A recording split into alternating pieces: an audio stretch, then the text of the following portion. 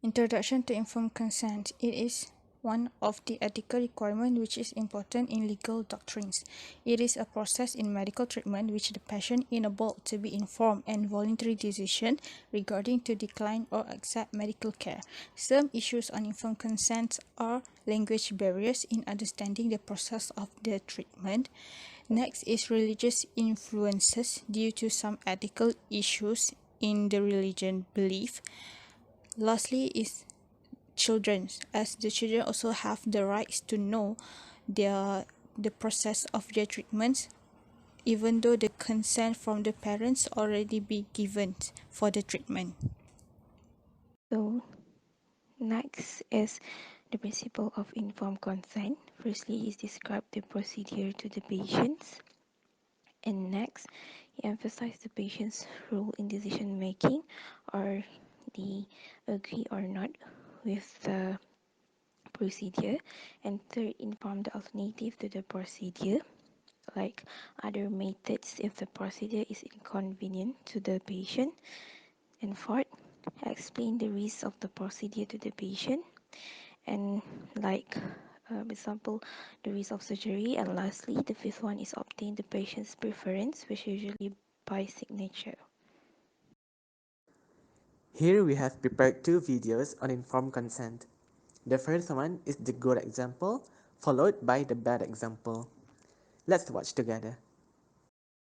Hi Agma. So your reports on your diagnosing test are out, and I'm so sorry to say this, but you are diagnosed with a lung cancer. But don't worry, luckily it's just a stage 1 non-small cell lung cancer, where you are having cancer on your underlying lung tissues. To be more clear, you are having just a very small tumor right there, and it's not spread anywhere else. So surely it can be cured by surgery or radiotherapy. Oh no. Can you explain more about the treatment, how it can cure my cancer, doctor? Yeah, sure. Don't worry, Akma. It's not like all cancers cannot be cured at all. There are still cancer survivors out there, right? So basically, it just depends on the stage of the cancer and how early are we diagnosing it. So as I said before, in your case, you are just having a stage 1 lung cancer, and there's only a very small tumor, and luckily it's not spread anywhere else. So surely it can be cured by surgery or radiotherapy. So if your condition is able to undergo a surgery, then we will be removing the tumor and all the cancer cells from your lung completely by the surgery. But if you are not well enough to have a surgery, then we'll be going for radiotherapy, where it's like getting an X-ray, but with a stronger radiation dose, so that it can destroy all the cancer cells on your lungs. So, and it's a painless treatment as well. So is it all okay for you, Akmal? Yeah, after I heard about the explanation, I think uh, I'm more confident on taking the treatment. Thank you very much, doctor. Yeah, all right. Hello, Rutra. So the result came out yesterday. I'm very sorry. The test stated that you have lung cancer. But don't worry, it's only localized. You just need to undergo surgery and radiotherapy. Oh no. Is it necessary for both treatments, doctor? Can you tell more about it? I'm very sorry. I'm quite busy today. And it's kind of complex and quite long to explain. And usually, sometimes my patient get confused when I explain it. So I guess you just need to know that this is the only solution. And as your doctor, I know what I'm doing. All right, doctor. Thank you.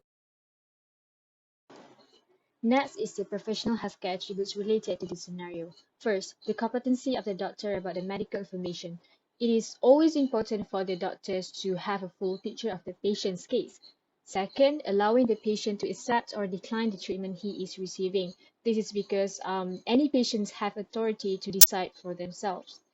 Third, recommending alternative treatment that is best suited for the patient. The doctor's job is to guide the patient on choosing the best treatment for them, not forcing them what to do.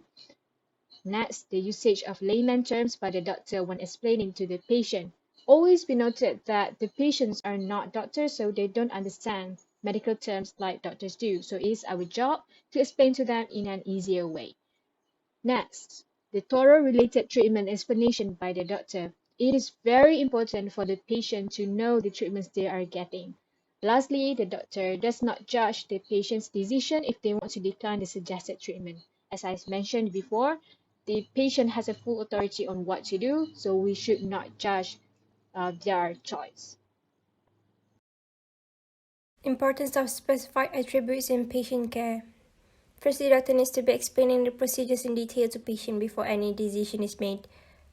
Responsibility to ensure smooth treatment from the beginning to the end. Justice for the patient to decide the course of their life. Respect for patient opinion and suggestion. And lastly, the equality as the doctor must treat all the patient with the same way of treatment.